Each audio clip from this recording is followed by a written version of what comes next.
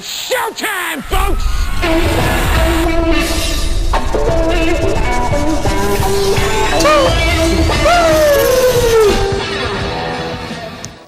WWE No Mercy 2017 preview and prediction show. If you're a fan of wrestling, hit that like button for your boy. If you love wrestling on a weekly basis, hit that like button for your boy. Alright, let's get right on into this. Not gonna waste any time. The first match up we have is most likely your kickoff match for the night. Enzo versus Neville for the Cruiserweight title. Look, I'm not gonna waste a bunch of time on this one. Enzo is being punished. He was sent down to the Cruiserweight division. I had a nice debut there, but overall, his matches with the Cruiserweights have been pretty bad and uninteresting. And the beatdown by Strowman this past Monday Night on Raw was the most interesting thing that has happened to Enzo in the Cruiserweight division. In this match with Neville, Neville will get the easy victory. He will retain the title. Alright, next up we have the WWE Tag Team Championships on the line. We have Sheamus and Cesaro versus Dean Ambrose and Seth Rollins.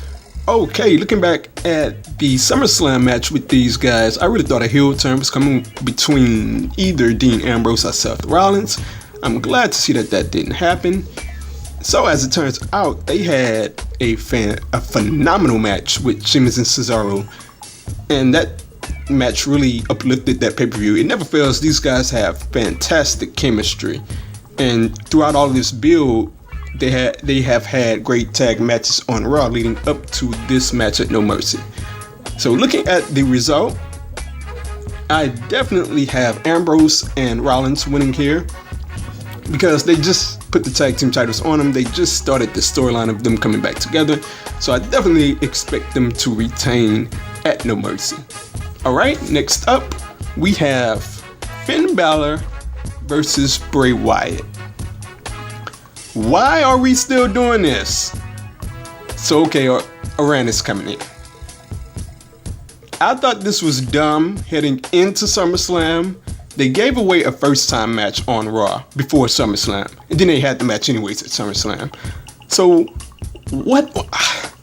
why are we even here doing this match at No Mercy? This is the dumbest match of the night, and the reasoning is because of paint and face paint. And why are we still here?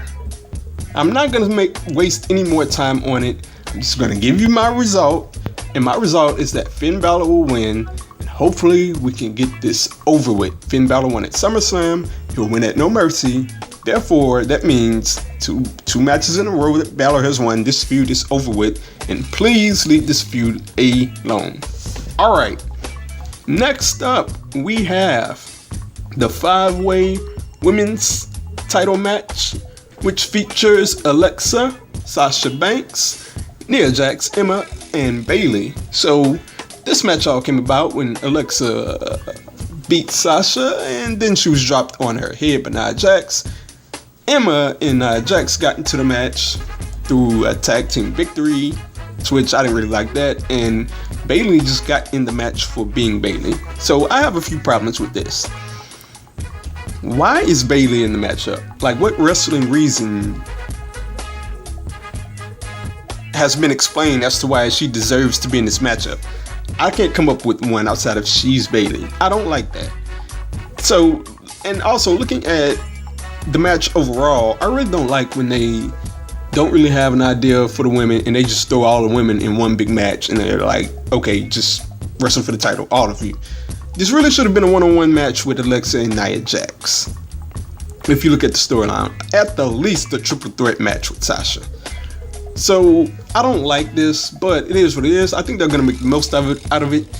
If they give them time, I think this can be a fantastic match, and I expect a fantastic match. In the end, I don't see a reason as to why you would take the title off of Alexa Bliss.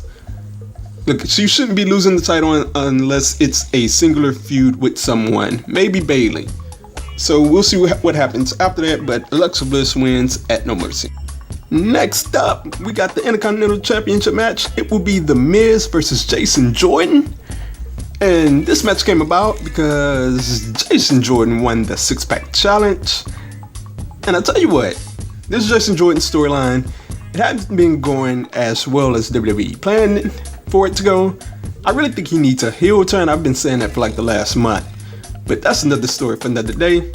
Looking at this match up on the pay-per-view, I really think this can be one of those matchups to where you don't have much expectation for it, but it turns out to be a good match. And since you didn't have expectations, it turns out to really add to the pay-per-view because it was a good match. And I think that's what this match is going to be. It's going to be a really good match. Jason Jordan can really go. The Miz can go as well. He's underrated in that aspect, if you ask me. Now, looking at the finish, I think there's no reason to take the title off of The Miz.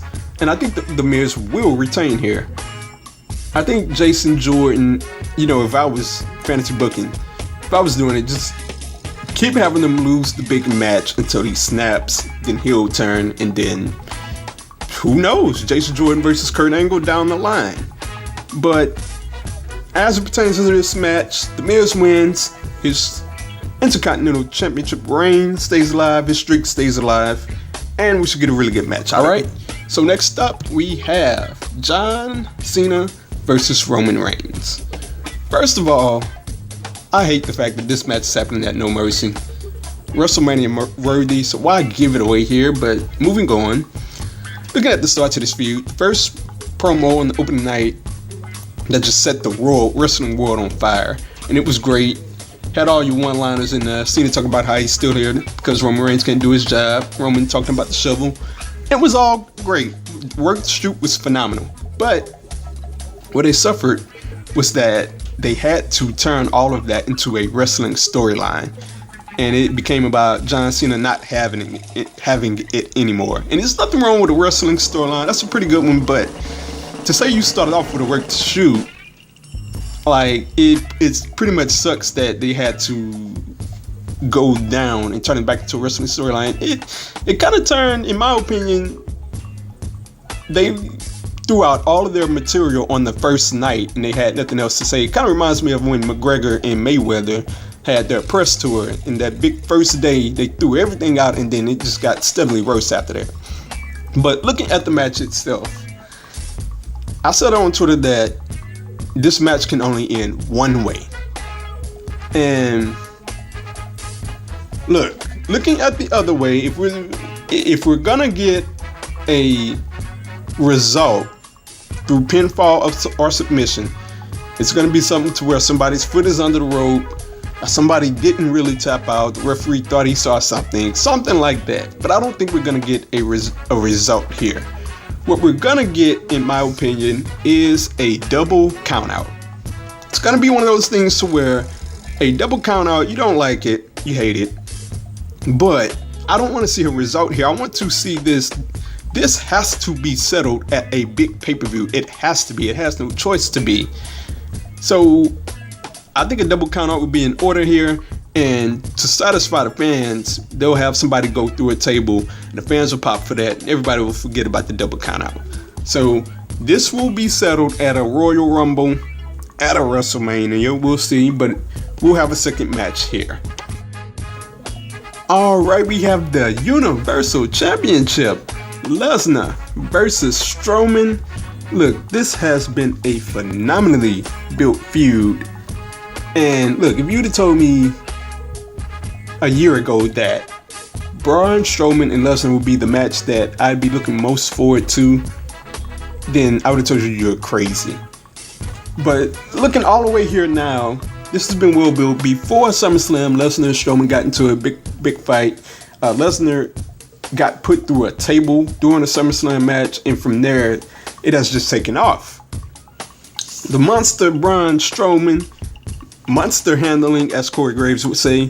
Brock Lesnar has been a sight to watch. Lesnar sells really well. I gotta hand it to him. I don't like a whole lot about him, but he can sell really well. He can bump really good. So looking at this match, I expect a pretty decent match if Lesnar comes out and is willing to not be lazy. Like, he has to come with it for it to be good. I expect a lot of suplexes, but what I do want to happen is, look, I just want to see a fight with two guys just go on the outside and just tear each other apart. And I'm really looking forward to that happening in this match. Look forward to Strowman throwing Lesnar around, and it's two big hosses going at it. So I'm looking forward to this. As for the result, look, I don't think it's in question. Unfortunately, Brock Lesnar is going to win here. It would be a star. And when I mean star, I mean a studded star making moment if Strowman were to win this match. And I would wish WWE would look at it that way. I would hope they would look at it that way, but just down inside of my heart, I just know that they won't look at it that way. So in the end, Brock Lesnar will win here. I don't know what happens after that. He probably goes back to his ranch, for goodness sake. But he'll win. And hopefully they take care of Strowman where it's not a clean win. She's give him something. But looking at this pay-per-view overall, I'm very excited for it. There's not too many things where I look at it and say, you know, I'm just not that interested in it. The only thing I really look at and I say, you know, just get out of here, is Enzo and Neville. I don't care about the match. Even the Intercontinental title match, you know, I'm relatively looking forward to it. I think it can be a really good match, and we'll see what happens there. So this is the end of the WWE No Mercy preview and prediction show. Leave a like and comment down below. What are your predictions? What are your predictions for this pay-per-view? What do you think about my predictions? Tell me if I'm right. Tell me if I'm wrong. Comment down below and leave a like.